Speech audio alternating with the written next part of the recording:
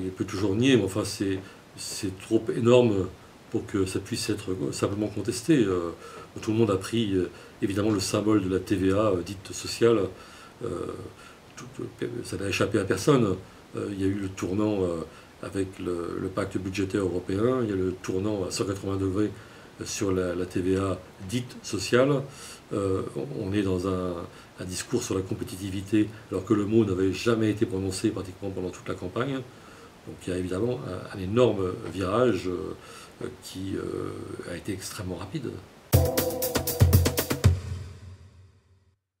Alors ça, c'est très troublant, je trouve, parce que, évidemment, on a comparé ce virage à celui de 82-83 sous Mitterrand et Mauroy, mais c'est pas du tout pareil. Enfin, le résultat est un peu le même, mais la forme n'est pas du tout la même. En 82-83, d'abord, il y avait eu pendant plus d'un an une vraie politique de relance, donc sincère, véritable, et puis il y avait eu un lobbying intense de ceux qu'on appelait les visiteurs du soir, qui venaient faire le siège de l'Élysée à la fin de la journée, et qui ont fini par convaincre Mitterrand et Mauroy de rompre avec cette politique de relance pour aller vers une politique néolibérale qui perdure encore aujourd'hui. Parce que là, on a l'impression de quelque chose qui a été pensé un tout petit peu comme une manipulation de l'opinion avant, puisque fin juillet, dès la fin du mois de juillet, on demande à Louis Gallois de faire ce fameux rapport sur la compétitivité.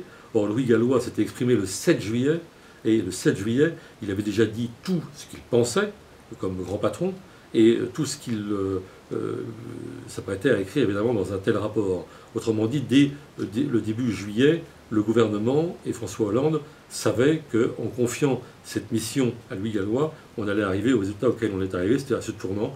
Alors, début juillet, on était quand même à peine un mois de l'entrée en fonction du président de la République.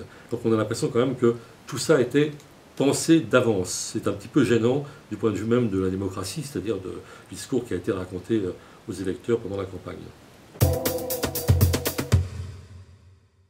Alors, la marge de manœuvre, ça ne fait aucun doute que si on veut une autre politique, il faudrait une rupture très forte, et donc un acte de courage par rapport à l'Allemagne, par rapport aux partenaires européens.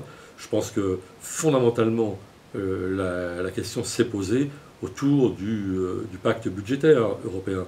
C'est-à-dire qu'à partir du moment où François Hollande ratifiait ce pacte budgétaire qui avait été élaboré en commun par Angela Merkel et Nicolas Sarkozy, les dés, en quelque sorte, étaient jetés.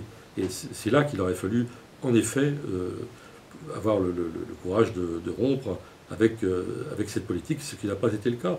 Et je pense que, plus profondément, il faudrait une vraie réflexion sur la compétitivité, qui est une notion relative.